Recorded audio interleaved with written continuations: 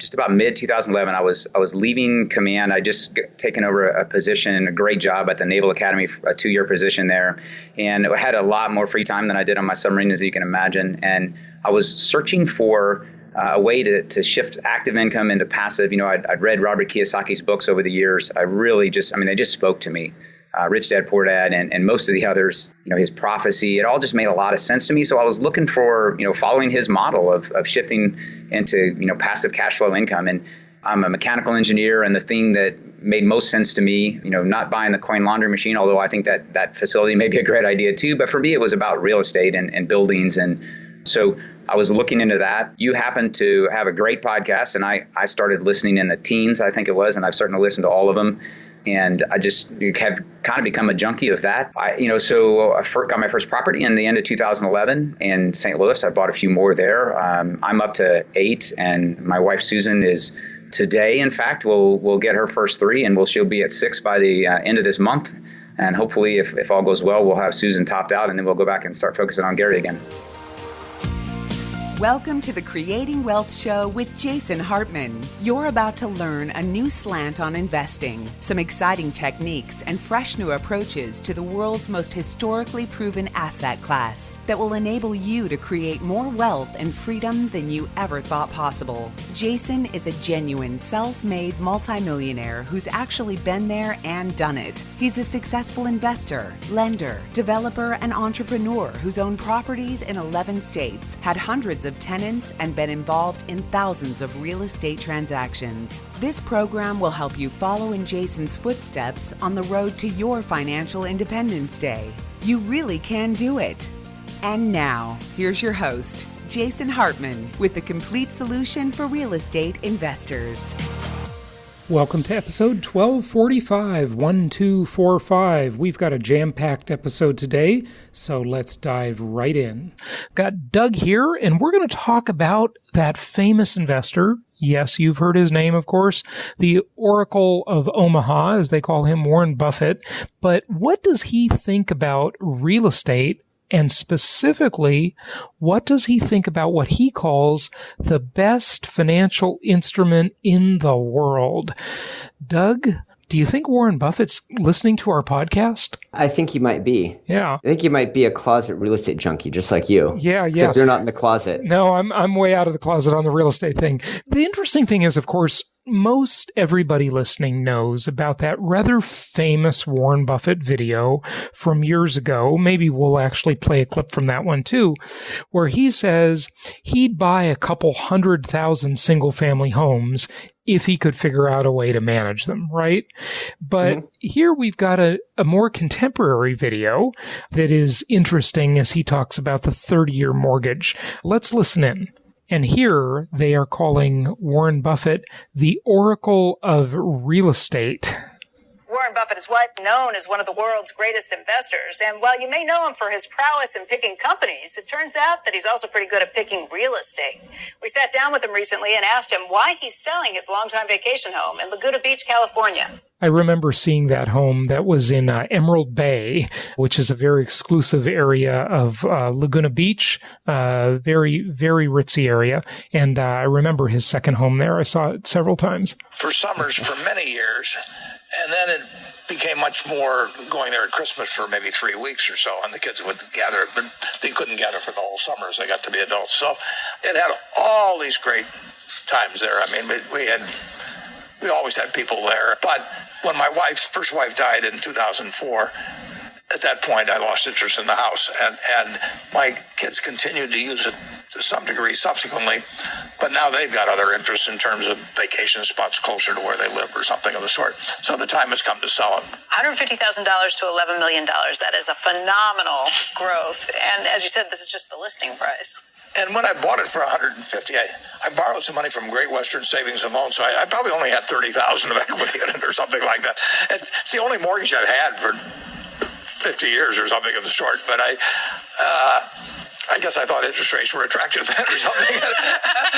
Why did you have a mortgage on it? You didn't need one, even in 1971, did you? Why did I have a mortgage on it? Well, I still thought I could probably do better with the money than have it be an all-equity purchase of the house. You know, that $110,000 10 or 20,000 I borrowed, I was buying Berkshire then.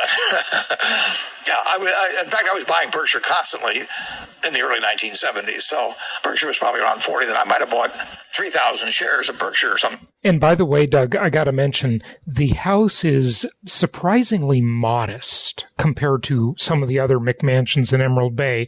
But he's basically alluding here to how good this financial instrument is, the 30-year mortgage.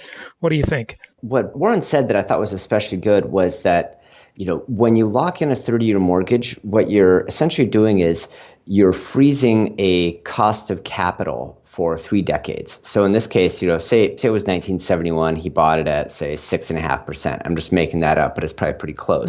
Well, actually, we know that the rate was probably about 7.3%. Okay. Because that happens to be the time in which we use the example of, in the inflation-induced debt destruction example, the first one we used, right? Remember that's true, that? Yeah. I do remember that. Yeah. But anyway, say 7.3%. Well, in that case, if he feels like he can do 10, 12, 14, 18% somewhere else, in his case in Berkshire, then it makes sense to borrow the money at a low rate and then reinvest it at a higher rate because then you get to keep the spread. Yeah, That's how people get really rich. Right. Definitely playing that arbitrage between that. But again, we're not advising anybody here to do that with the stock market because we don't like the stock market. Now, Warren is an insider in his own business, right? So that's a completely different position than any of us would have as an outsider. He had control over that business and those investments as well. So let's get back to the CNBC video. I got with the proceeds from the loan, so that's $750 million now. $750 million instead of putting it into the house. Instead of having an all-equity purchase, right? What about now? People can get a mortgage for 3.5%, 4%. Oh, if you get a 30-year mortgage, it's the best instrument in the world because if you're wrong and rates go to 2%, which I don't think they will, but you pay it off. I mean, it's a one-way renegotiation. I mean, it is an incredibly attractive instrument for the. That's what I always say. With income property, the greatest thing about it is the deal you agree to when you buy it, Doug, is not the deal you end up with. You can constantly renegotiate the deal along the way. How beautiful is that? It's outstanding. I mean, the thing that's just utterly amazing is that since you have that rate locked in, if rates go up, just keep it. If rates go down, you can refinance. If the market completely crashes and you can't pay, you can go back to the mortgage company and say, hey, I can't pay. Why don't you cut me a deal? Right. Exactly. Yeah. It's an incredible instrument. It really is the best instrument going. Homeowner. And you've got a one-way bet. Berkshire can't do that. We cannot issue a 30-year bond and have it so we can call it off tomorrow at par. No way. And yet, you as an individual can do it. It's a great instrument. For most people, their home is their most valuable asset. Absolutely. Is that the way it should be? Should be for a great many people. If you know you're going to live in a given area, or think it's very likely for a considerable period of time, and you've got a family, I mean, the home is terrific. The home I live in now, I bought in 1958 here, and I wouldn't trade it for anything. I mean, it's got all kinds of good memories. The kids. It's home to them. It's home to their friends. I mean, it's his amazingly modest home for the one-time richest man in the world, and not too far off from still being the richest man in the world. His home is amazingly, amazingly modest. Doug, any thoughts on that one? The thing that Warren's really getting at here, that he's kind of hinting at but not saying, is that even a house that you own where you have to pay your own mortgage can still be a really good place to grow levered equity, because then, like, for example, say you decide that you want to go invest in something. Now you can refinance your house and you can tap equity for a very low fixed rate. Now, just think about how much better that deal gets if you're talking about something where somebody else is paying the mortgage. For example, by the way, how do you actually do the math on that? Because the example I give of inflation-induced debt destruction is based on a homeowner, someone living in the property, and how literally over the course of 3 decades, they got paid to live there. They got paid to borrow the money after inflation and tax benefits. But when you outsource that debt to another party called a tenant, it gets so much better, especially if you have some positive cash flow and you get depreciation tax benefits. What an amazing instrument. Warren's just talking about the flat idea. I'll call it the flat idea of a 30-year mortgage on your home. And that's pretty darn good. But on a rental property, on an income property, it just becomes exponentially better, doesn't it? It does. Well, and here's something to think about for comparison, because as real estate investors, we're used to seeing things like, 15, 20, 25%, 30% ROI. When you're talking about, say, pension funds that are diversified between equity and debt investments, I think the long-term treasuries right now are going off at, I think, a yield of 2%. So, you'll get a risk premium if you're talking corporates of maybe a half point. If you go down to Bs, you might get another half point on top of that. So let's say it's about 3.5% on bonds. And then the equity side of the, I say it averages 8%, but the range is, from like, say, plus 20 to minus 15%. And so the whole thing is that, right, pension funds are struggling to get an 8% blended rate of return. And so the thing is, if you can generate better than that, really from doing nothing, it's kind of a no-brainer. I think that, what Warren's favorite business models are things that require no intelligence or direct action, is stuff that's as simple as humanly possible and, capitalizes on doing nothing. Yep, absolutely. That's for sure. So, Doug, the famous video that every real estate promoter has used ad nauseum is this one. If I had a way of buying a couple 100,000 single-family homes and had a way of managing, the management is enormous. It was really a problem because they're one by one. They're not like apartment houses. So, but I would load up on them, and I would take mortgages out at very, very low rates. But if anybody is thinking about buying homes, 5 years ago they couldn't buy them fast enough because they thought they were going to go up, and now they don't buy them because they think they're going to go down, and interest rates are far lower. It's a way, in effect, to short the dollar because you can take a 30-year mortgage, and if it turns out your interest rate's too high next week, you refinance lower, and if it turns out it's too low, the other guy's stuck with it for 30 years. Well, there's more shorting the dollar than that. It's the inflation-induced debt destruction. Isn't that really just shorting the dollar? Exactly. Yeah. That was actually my favorite part of that video, is that, Warren correctly sees that having that long-term mortgage essentially gives you the option to short the dollar. Yeah. Good point. It's a very attractive asset class now. If you are a young individual investor at home and you have your choice between buying your first home or investing in stocks, where would you tell someone is the better bet? If I thought I was going to live, if I knew where I was going to want to live the next 5 or 10 years, I would buy a home and I'd finance it with a 30-year mortgage, and it's a terrific deal. And if I was an investor that was a handy type, which I'm not, and I could buy a couple of them at distressed prices and find renters, I think that's and again take a 30-year mortgage. It's a leveraged way of owning a very cheap asset now, and no, I think that's probably as attractive an investment as you can make.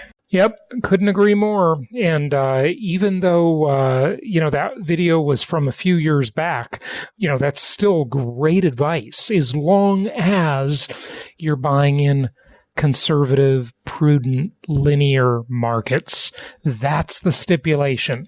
And as long as you're willing to wait. Yeah, and as long as you're willing to be a buy and hold investor.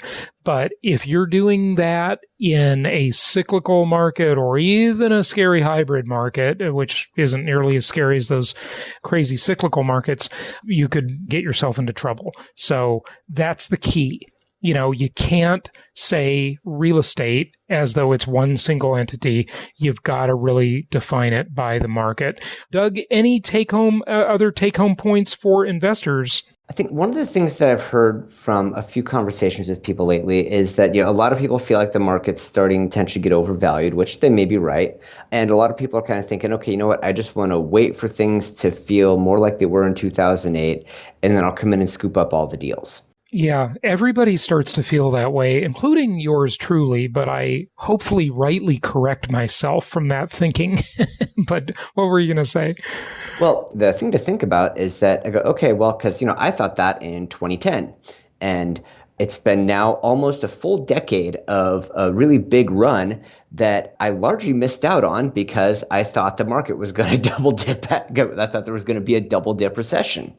And the thing is, right? You didn't completely miss out on it. You just didn't buy as much as you should have. Yeah. I just didn't buy as much as I should have. Yeah, I think of it in terms of opportunity cost, not just accounting. But the big thing is that we don't know how much longer the run is going to run, and we don't know how deep it's going to fall when it falls. My guess is it probably won't fall as much as 2008 because that was a second time in a century kind of situation. Most likely the next pullback, A, won't be led by real estate, and B, won't be quite as severe because you're not going to have a deleveraging of the entire financial system. Even as much as things are levered up, I don't think you're at the point where you're going to have a broad scale deleveraging. I think you're going to have a whole bunch of defaults in auto loans.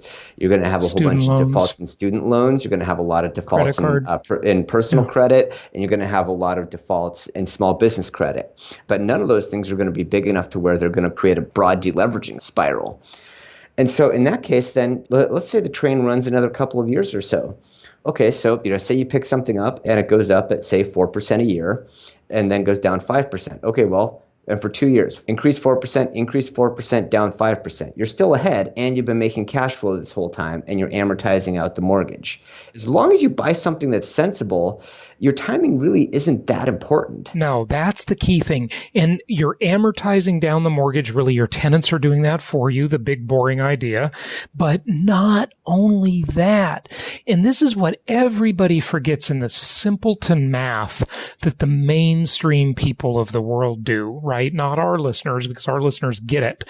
But the simpleton math is, well, I'm just going to keep my powder dry. I'm going to wait. And when prices go down 20%, I'm going to scoop up deals like crazy. But what they forget is, well, number one, nobody's good at timing the market, but let's assume they are, right? Let's assume they are. Give them that and say that they can do that. But they lose the return while waiting for the decline. Assuming you could time the market perfectly, which nobody can, you lose that return for the next 2 or 3 years waiting. That's the huge part that people don't calculate. Think about it. If you're going to get 20% annually on an income property investment, and that's because it's a multi-dimensional asset class, that's not return on cash flow, that's overall return on investment. Go to jasonhartman.com, click on the property section, look at the performas, watch the video on the front page, understand how that's calculated. Really, if you just watch that 27-minute video, it'll make you a great investor. That, more than anything, sums it up. Okay? And so you're going to lose that 20% for 2 years waiting, and then say you time the market perfectly and prices are down by 20%. Well, why did prices go down? Well, maybe interest rates are higher. And so now you're paying a higher rate for the privilege of having the lower price. And you might be right. Maybe the prices will go down. Certainly there are cycles. There's no question about that. And we are late in this cycle. These conservative linear markets, they don't have the big swings. You'd have to time it perfectly. You'd lose the return on the way in. Let me actually amp it up even more, because you're saying maybe the interest rates will be higher. What if the interest rates are exactly the same? The current run goes on 2 more years and then prices go down 20%. Okay, well, if you'd been in now, you would have 2 years at a 20% ROI to increase cash and equity.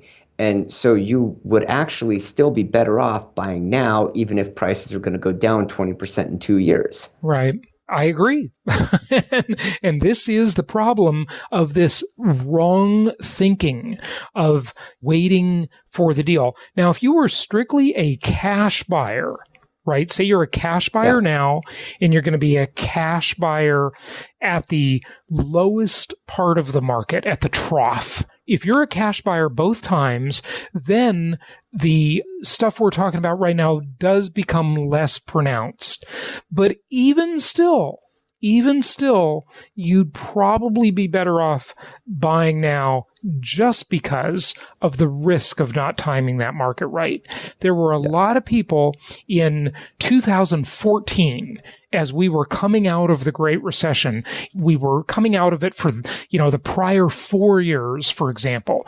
And by 2014, tons of people were saying things like, I think it's too high now. I'm going to wait. I'm just going to wait till the next cycle and the crash, and then I'm going to scoop up deals. And now here we are 5 years after that. Yeah. And those people, maybe they'd been keeping their powder dry for the last 5 years, right? Market timing is a fallacy.